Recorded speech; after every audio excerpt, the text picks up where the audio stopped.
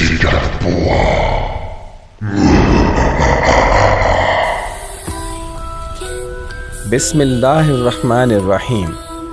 अस्सलामुअलैकुम। कहानी क्लब में आप सब दोस्तों को खुश आमदीद। व्यूअर्स, आज फिर हम हाजिर हुए हैं एक नई सच्ची कहानी के साथ।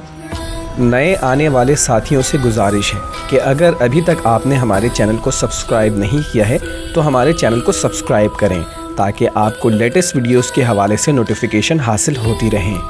तो आइए चलते हैं आज की सच्ची कहानी की तरफ।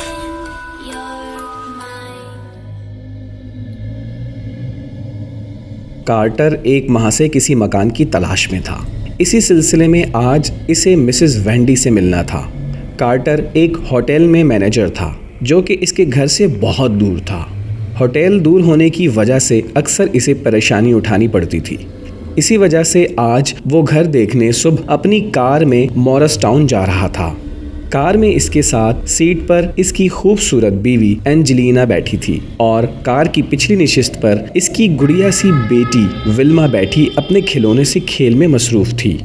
विल्मा के हाथ में एक गुड़िया भी थी जो कि इसे बहुत पसंद थी। विल्मा हर वक्त गुड़िया को साथ चिपकाए रखती थी। गाड़ी अपनी मखसूस रफ्तार के साथ मंजिल की जानिब रवाना थी। एंजेलिना कार्टर की जानिब देखते हुए कहने लगी, हमें घर मिल जाएगा ना कार्टर? हाँ, ज़रूर मिल जाएगा। एंजली, तुम क्यों फ़िक्र कर रही हो? कार्टर ने प्यार भरे लहजे में जवाब दिया। एंजली भी कार्टर के जवाब से मुतमईन सी नज़र आने लगी। इतने में पिछली सीट पर बैठी विल्मा कहने लगी, पापा, नए घर में मेरी गुड़िया के लिए भी रूम होगा ना? कार्टर ने पीछे देखे बगैर प्यार से विल्मा को कहा, हाँ, आप और आपकी गुड़िया दोनों के लिए एक रूम होगा जिसे हम मिलकर सजाएंगे। विल्मा खुश हो गई। थोड़ी देर बाद ही वो मॉरिस टाउन पहुंच चुके थे। कार्टर ने घर के नज़दीक पहुंचकर गाड़ी रोकी और फिर एंजली गाड़ी से बाहर निकल आई और विल्मा को भी गाड़ी से उतारा। गुड़िया अब भी विल्मा के हाथ में ही थी। कार्टर ने एंजली को आगे चलने का इशारा किया और ख़ुद कार को लॉक करके घर की जानिब चल पड़ा। एंजली इधर उधर देख रही थी। एंजली ने एक बात नोट की कि इस घर के करीब कोई भी घर नहीं था। कार्टर भी एंजली के नज़दीक आ गया और विल्मा को गोद में उठा लिया, जो कि एंजली की उंगली पकड़े गौर गौर से सारी चीज़ों को देख रही थी।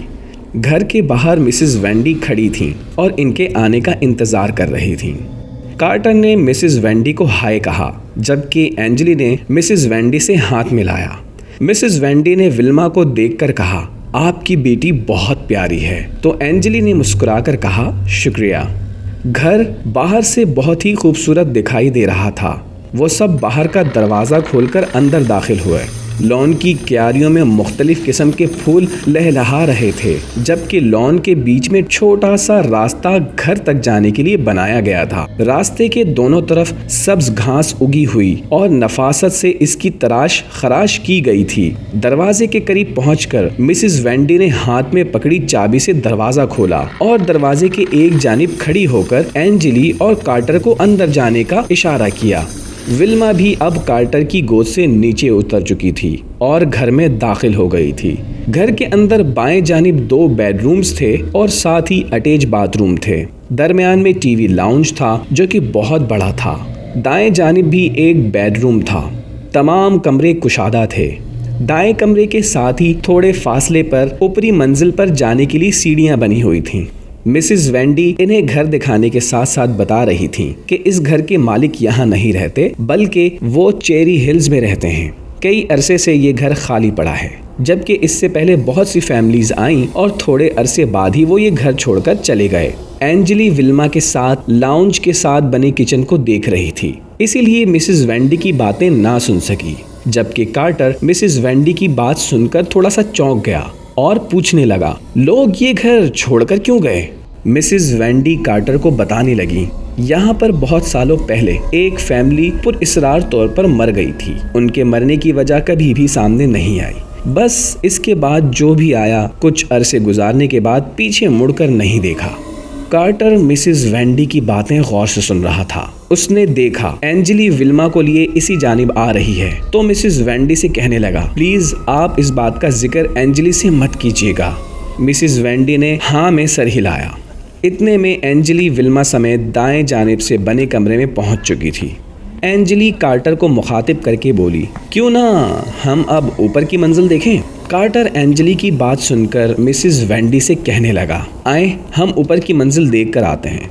फिर तीनों सीढ़ियों की जानिब बढ़ गए, जबकि विल्मा वहीं कमरे में गुड़िया के साथ खेलने लगी। ऊपर मंजिल पर भी 3 कमरे दाएं जानिब थे, जबकि बाएं जानिब एक कमरा था और साथ ही एक स्टोर रूम था जिसमें सामान रखा था। मिसेस वेंडी कहने लगी, ये सब सामान बिल्कुल सही है, आप इसे इस्तेमाल कर सकते हैं। फिर वो सब नीचे आ गए, जहां सीढ़ियों के पास ही विल्मा खड़ी थी। कार्टर ने एंजली से पूछा, कैसा लगा घर? एंजली ने खुश होकर कहा, बहुत अच्छा।